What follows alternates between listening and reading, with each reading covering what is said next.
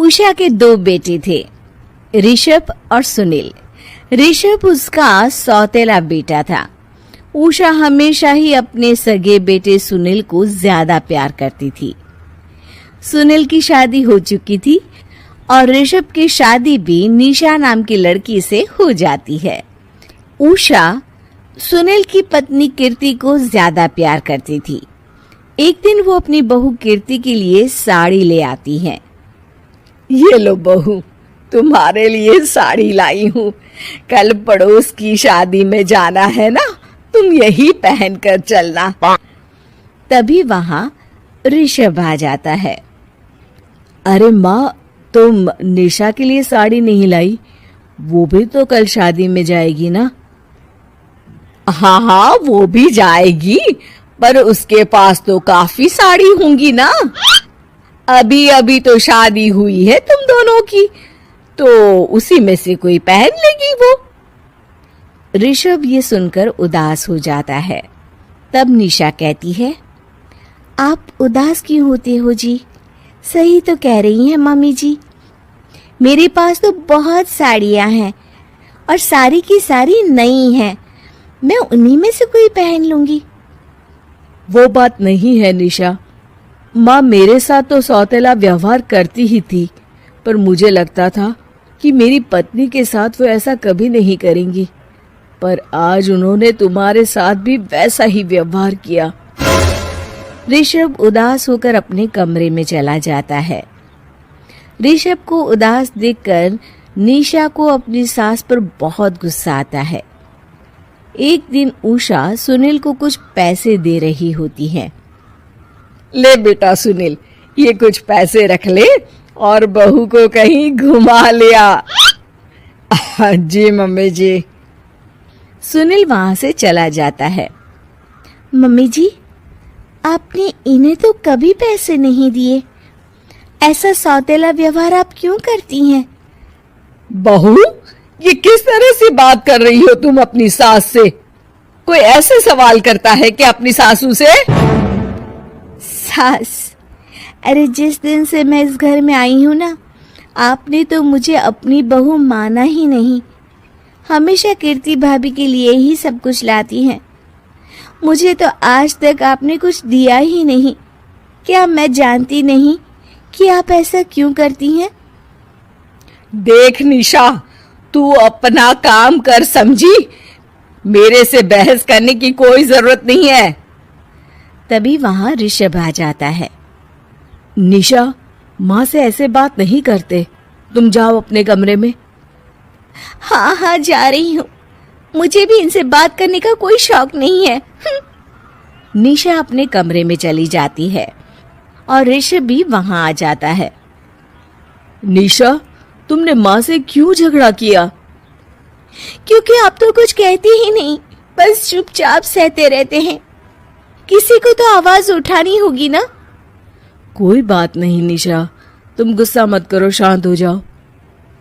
निशा रसोई में खाना बना रही होती है। तभी वहां कीर्ति आ जाती है।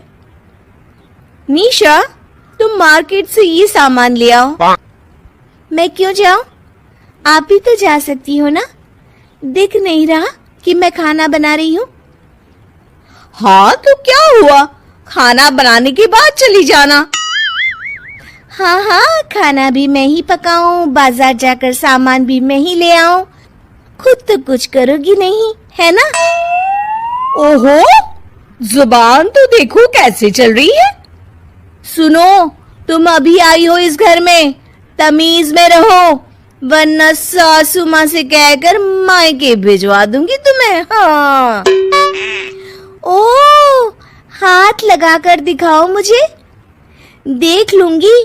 बहुत मनमानी हो गई तुम दोनों की, समझी? निशा लिस्ट कीर्ति के ऊपर फेंक देती है। कीर्ति निशा को मारने आती है तो निशा उसका हाथ मोड़ देती है। मर गई रे, छोड़ मेरा हाथ। आज के बाद मुझसे कोई बदतमीजी की तो अच्छा नहीं होगा। कीर्ति रोते हुए अपने कमरे में चली जाती है। उस निशा चुड़ैल ने मेरा हाथ मोड़ दिया। मुझे नहीं रहना इस घर में। अरे कैसी बेकार की बातें कर रही हो। अरे निकालना ही है तो ऋषभ और निशा को निकालेंगे।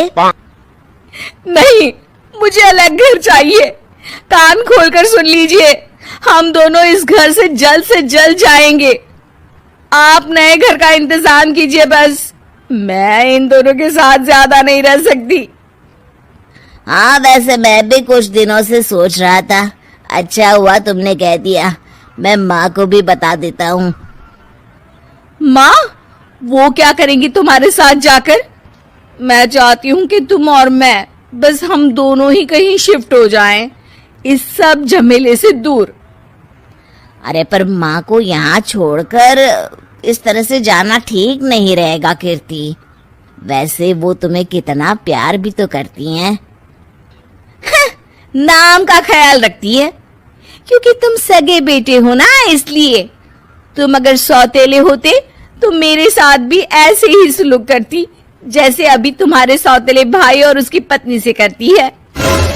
अरे पर फिर भी कुछ भी नहीं। देखो, या तो हम दोनों इस घर से कहीं दूर जाएंगे या फिर मैं अपने मायके चली जाऊंगी। हाँ, बता देती हूँ। अच्छा बाबा, अच्छा ठीक है। सुनील अपनी माँ से बात करने आता है। माँ, मैं सोच रहा हूँ कि कीर्ति के साथ अलग घर में शिफ्ट हो जाऊं।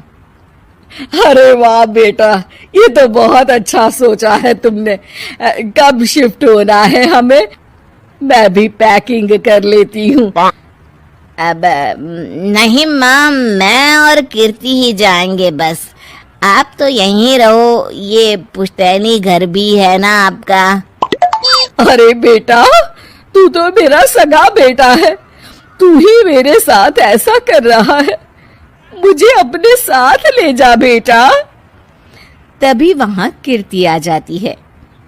अरे माँ, आपको पता भी है कि किराए के घर में कितना खर्चा होता है, और अगर आपको भी लेकर गए तो और खर्चा होगा।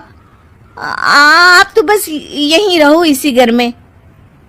कोई बात नहीं सुनील, तुम लोग चले जाओ। माँ यहीं रहेंगी हमारे साथ। हम माँ का ख्याल रखेंगे। तुम लोग अपनी गृहस्थी संभालो। निशा को ये देखकर बहुत खुशी होती है। वो मन ही मन सोचती है, अब आया ना ऊंट पहाड़ के नीचे। अब मम्मी जी को पता चलेगा। बड़ा सगा और सौतेला करती रहती थी। सगा बेटा तो जा रहा है छोड़कर। अब आएगी इन्हें अकल, और नहीं आई तो मैं ला कर रहूंगी। निशा अपनी सास को कैसे अपने सौतेले बेटे से मिलाएगी, जानने के लिए देखिए सौतेली माँ पार्ट 2।